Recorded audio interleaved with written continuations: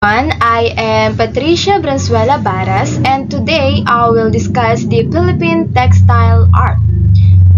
And now let's define what is textile art. So textile art refers to artwork that uses fibers, fabrics, and other materials traditionally associated with textile to create pieces of art. And now here are some of the famous Philippine textile art that I'm going to discuss. First is the hablon, the saputangan tapestry weave,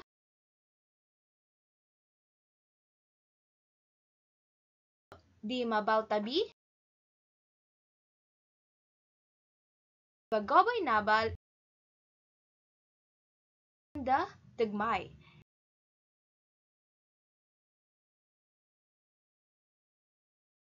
And now, let's start with the hablon.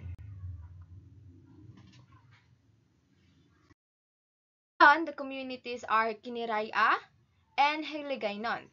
The origin is in Panay Islands. Hablon is a Hiligaynon word for something woven. Comes from the root word habol, which means to weave.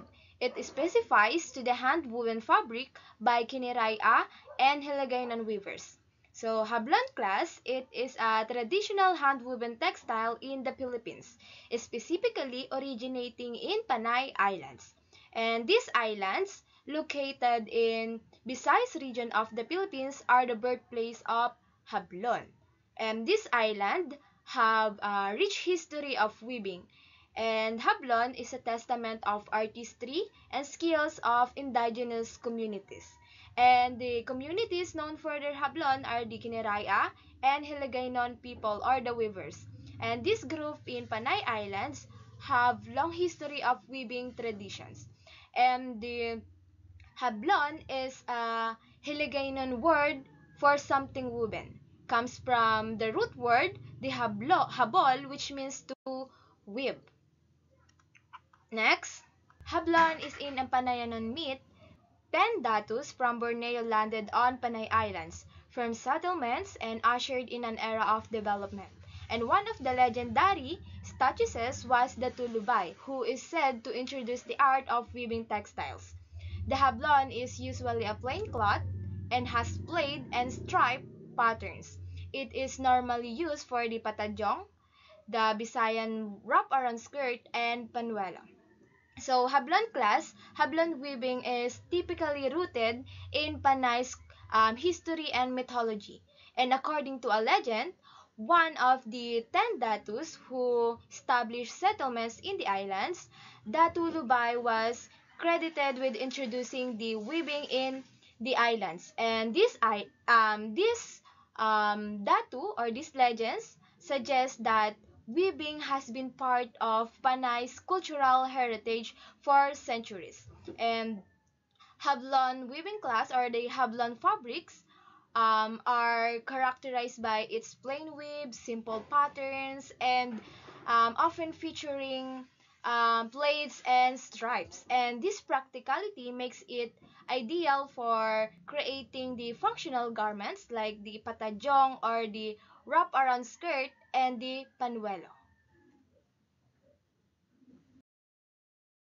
The first picture is an example of the patajong. Patajong class is a multicolored fabric, also a hablon product. It is worn by the elder Filipino women in pre-colonial Philippines. It is still worn today by the elder Filipino women in the provinces, specifically in or especially in the Visayas region of the Philippines.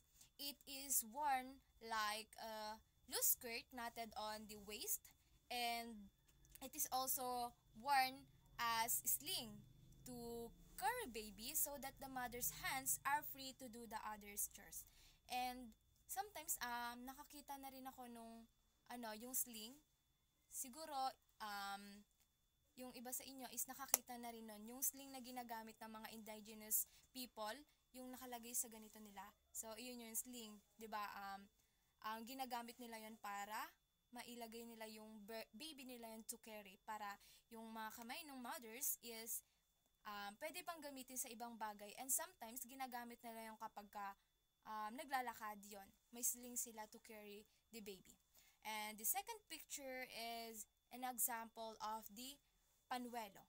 And panuelo is a headscarf. So, sinusuot siya dito. As you can see in the picture, it is a headscarf. Next, the third picture is an example of the tiral or the tidal. Tiral or tidal refers to the footloom.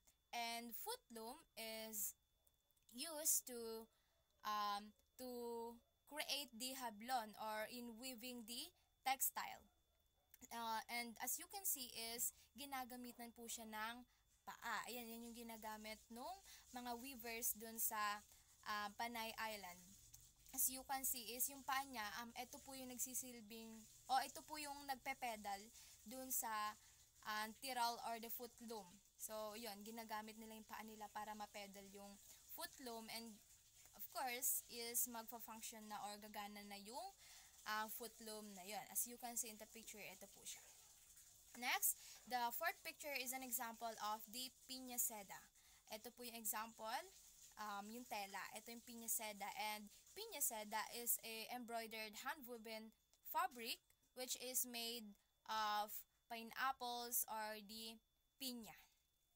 And this picture is an example or are the natural fibers. Natural fibers like the abaca, the cottons, the silk fabric, or the silkworm cocoons.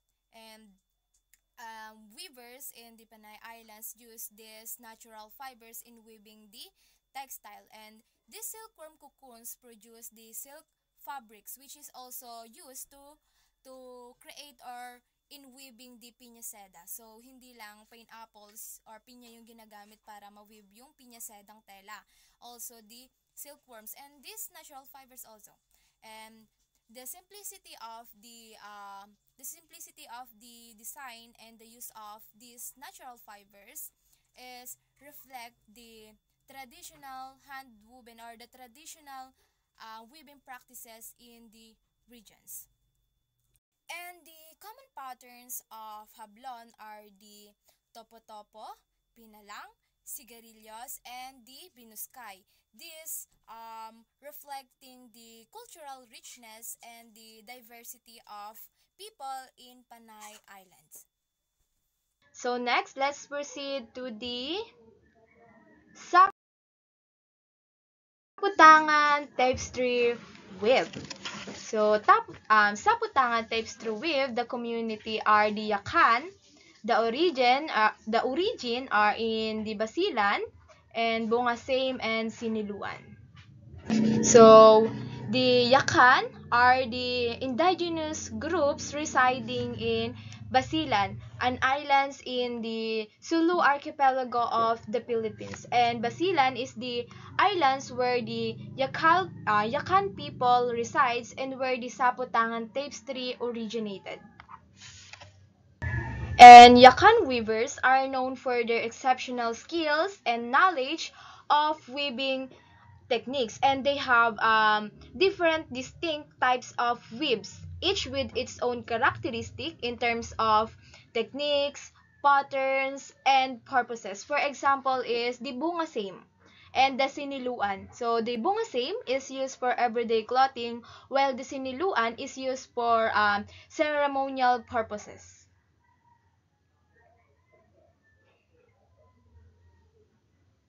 So next, I will read the text here. The bongasame is also weft weave made using pattern sticks or heddles in the loom to produce the pattern. And the second, the wrap floating design characterizes the colorful striped siniluan. And Saputangan is a square thread best known for its intricate and rich design, involving optical illusion to create depth in the patterns. The Saputangan is an example of a tapestry thread. It is known the oldest and most traditional technique in producing ornamented woven textile, aside from the plain weave technique wherein stripes and plaids are form.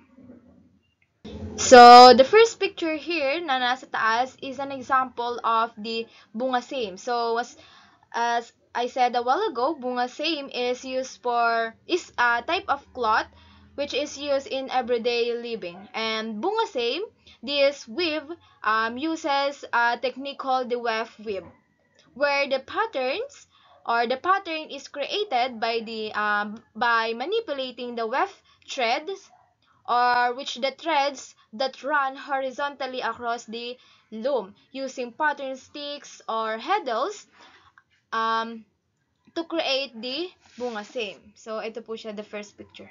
And next, the second picture is an example of the siniluan. And this type of weave features a distinctive warp floating design, where the warp thread or the threads that run vertically across the loom are manipulated to create a colorful stripes. And this picture, yung nasa baba, yung pangatlo ay example of the saputangan. So now, we're taking a closer to look at one of the colorful and highly prized items of clothing among the Yakan people, the saputangan. So the saputangan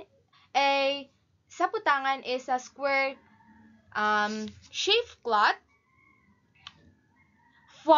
famed for its complex and visually rich design, and the weavers of the saputangan use a technique that creates an optical illusion and making the patterns to appear to have the depth and dimension.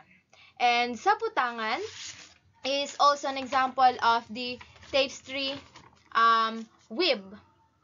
This technique involves the interlacing colorful thread to create intricate patterns or designs on the fabric. And um, this this textile or the saputangan is considered as one of the oldest and most traditional technique used to create the ornamented textile, alongside the simpler weave or the simpler plain weave technique, which is primarily used to create stripes and blades. And dito po sa saputangan tapestry is at the very center, as you can see in this picture, of the saputangan is the principal motif. It can be flowers or star shape inside the small diamond shape. And this motif is repeated and elaborated um, within or in various geometric shape such as the squares, zigzag forms, and parallelograms and triangles within a bigger diamond shape spaces. And yung mga motif like the flowers and the star shape is yung flower. It symbolizes hope, abundant harvest, and guidance, while the small star symbolizes beauty, fertility, love, and their spiritual connections. And next, let's proceed to the Mabal Tabi. So, Mabal Tabi, the community, Blaan, origin, the Sarangani and South Cotabato, Tabi in Blaan, known to the native tabular skirt and the textile, while Mabal means woven or to weave.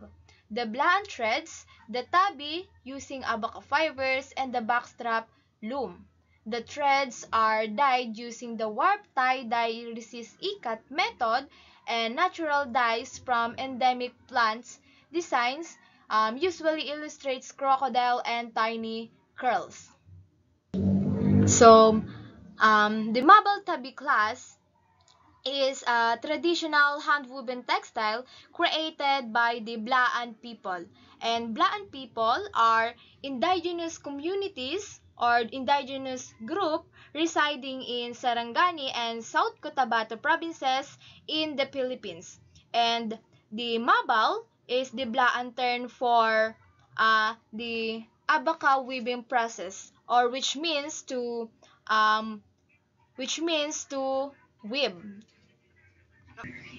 While the tabi is refers to finished hand-woven fabric or hand-woven cloth. And tabi is usually used for tabular skirt for Blaan women, which it refers to the traditional skirt for Blaan women. And this skirt is usually made from a single piece of woven fabric, forming a long tube that is wrapped on the waist and secured by a belt, and sometimes a formal pants for Blaan men. And it is highly valued and culturally significant pieces of clothing, often worn during special occasions, weddings, and festivals. So next, the abaca fibers, the first picture dito sa baba. And abaca fibers, the Blaan weavers use these abaca fibers because abaca, known for their strength and durability in weaving, that is suitable in weaving the mabal tabi. And weavers in Sarangani and South Cotabato use the backstrap loom. Ito po siya yung second picture. The backstrap loom naman po is ginagamit para ma-weave yung mabal tabi. Ito yung common loom na ginagamit nila para ma-weave yung mabal tabi.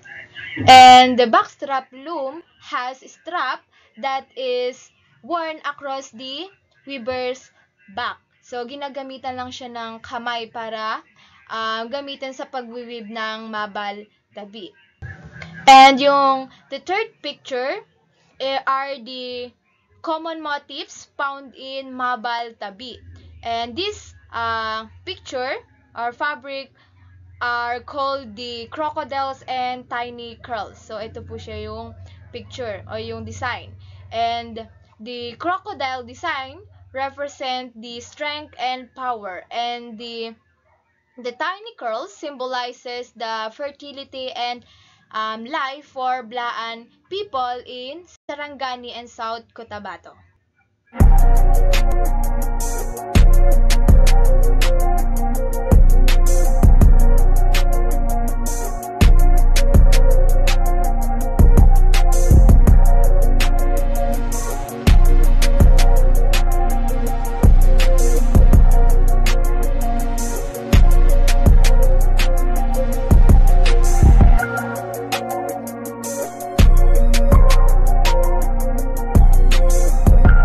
Mabal tabi, the weavers use the warp tie dye resist ikat method.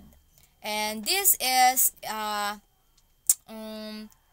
techniques in dyeing the mabal tabi. This involves tying of sections of the threads or the warp threads that the threads run vertically across the loom. The tying of the sections of the threads before dyeing them. They use these methods in mabal tabi to create patterns of the fabric. And here in these methods, they use the natural dyes. It derives from the endemic plants to create the patterns or the colorful designs. And yung mga endemic plants na to is these are the plants that native and originated in that specific locations. Halimbawa nga doon sa Sarangani and South Cotabato provinces. So, marami silang mga endemic plants doon na ginagamit para sa kukulay doon sa mga mabal tabi. And halimbawa is and doon sa mga native plants na yon is ginagamit nila yung mga sunflowers, the gomamela, and also the talisay leaves, kung familiar kayo doon. So, yung talisay leaves daw is nagbibigay ito ng pagka-green color, and also the coconut husk. So, It gives naman ng pagka-pinkish ng kulay. Next, let's proceed to the Bagobo Inabal. And the weavers of Bagobo Inabal are the Bagobo Manobo or the indigenous groups residing in the Davao del Sur. And the origin of this textile, of course, in the Davao del Sur. And Bagobo Manobo, they are expert in choosing the abaca fibers dahil nga yung mga abaca fibers na ginagamit nila is pinipili nila yung pinakang matibay para dun sa pag-weave ng Bagobo Inabal. And the Bagobo Manobo choose the abaca fibers from the left sheets o yung mga abaca pa na nakadikit doon sa pinakang abaca tree. And pinipili nila yon kasi nga yun daw yung pinakamatibay o mas suits dun sa pag-weave nila ng Bagobo Inabal. So, Bagobo Inabal, they use the backstrap loom for weaving inabal abaca fibers, textile with ikat or tie-dyed resist designs, forming mother and baby crocodile figures in geometry-sized abstract. So, here in weaving the Bagobo Inabal, weavers use the backstrap loom. And ito po yung picture ng backstrap loom naman na ginagamit nila. And backstrap loom has a strap that is worn across the weaver's back. And ginagamitan lang po siya ng kamay sa pag-weave ng Bagobo Inabal. And abaca fibers or textile is the weavers use also the ikat or tie-dyed resist, which is the dyeing technique para sa mga fabric. So, tinatalian din nila yung mga thread bago ito itubog o kulayan para yung may mga tali na thread is mananatili sa natural nitong kulay while the other thread na walang tali is magkakaroon ng kulay. So, it will form the patterns and designs and strive for the finished product. And common designs na pinoform nila ay yung mother and baby crocodile figures. And mother and baby crocodile figures, the depiction of mother and baby crocodiles, often in geometrized and abstraction forms. And these figures symbolizes strength, protections, and fertility for the Bagobo Inabal finish fabric. And next,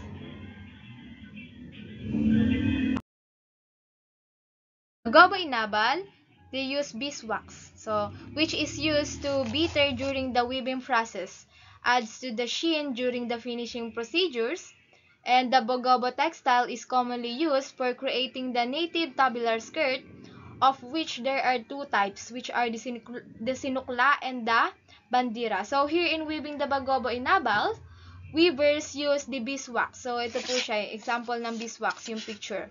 So, they use it to the bitter during the weaving process. So, during ng weaving process, is gumagamit sila ng beeswax para yung mga thread or sinulid is manatiling nakakapit dun sa wini-weave nilang Bagobo Inabal. So, yung beeswax it is a tool used to compact the woven thread. So, para nga mas kumapit yung mga mas mahigpit na kumapit yung mga thread na wini-weave nila. And during naman ng finishing procedure is yung beeswax is nagdadagdag siya sa pinaka magandang kalalabasan ng Bagobo Inabal kasi nga nagbibigay ito ng kintab dun sa thread na wini-weave nila. So yung beeswax hindi lang ginagamit para mas mapanatili yung pagkapit ng mga thread, kundi nagbibigay daw ito ng kintab dun sa magiging finished product. And the Bagobo Inabal is primarily used to create the traditional skirt or the tabular skirt, which is worn by the woman. And the tabular skirt have two types, which are the sinukla and the bandira. Yung sinukla, this is the shorter skirt, often worn for everyday activities, while the bandira is a longer skirt, which is typically worn for special occasions and ceremonies. And the inabal is a symbol of the Bagobo Manobos' rich cultural heritage and their artistic skills. And it is a testament to their deep connections to natures and their mastery of traditional weaving techniques and their unique aesthetic sensibilities. And in overall, the Bagobo Inabal is a beautiful and culturally significant textile that reflects the Bagobo Manobos' rich heritage and their expertise in weaving. And it is their testament to their artistry, skills, and their connection to the natural world and their enduring cultural traditions. And next, let's proceed to the Dagmay. So, Dagmay, the community, Mandaya, the origin, Eastern Mindanao, and the Mandaya, which can be formed in the provinces of Davao Oriental, Davao del Norte, Compostela Valley, Surigao del Sur, and Agusan del Sur, have a strong weaving tradition as seen in their coarsely textured dagmay, hand-woven using a special kind of backstrap loom produced from abaca fibers and following elaborate designs revolving around man and nature, especially the crocodile. So, here in Weaving the Dagmay, ang mga weavers nito ay yung mga Mandaya, which are the indigenous groups residing in eastern Mindanao and in the provinces of Davao Oriental, Davao del Norte, Compostela Valley, Surigao del Sur, and in the Agusan del Sur. And they have strong and vibrant cultural heritage, including distinguished traditions of weaving. And the Dagmay is known for its coarse texture, which is a result of the unique weaving technique and the type of the fibers that they use. So, here in coarse texture, tinawagin nila tong coarse texture kasi nga ito yung mga uri ng texture na magaras or yung magaspang. So, yung mga dagmay is characteristic nito is mga magagaspang na textile. And the Mandaya weavers use a type of backstrap loom to weave the dagmay. And this loom is portable and operated by hand, which with a strap that is worn across the weaver's back.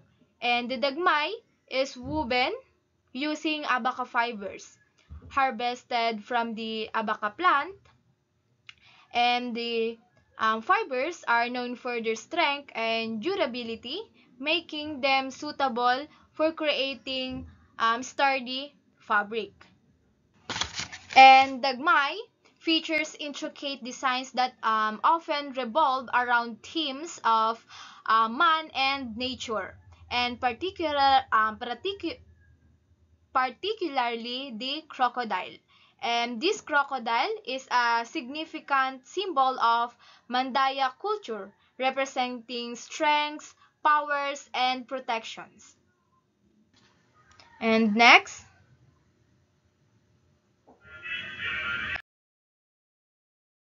Dagmay patterns usually tell the story about the weavers and her community and the spirit that live on earth.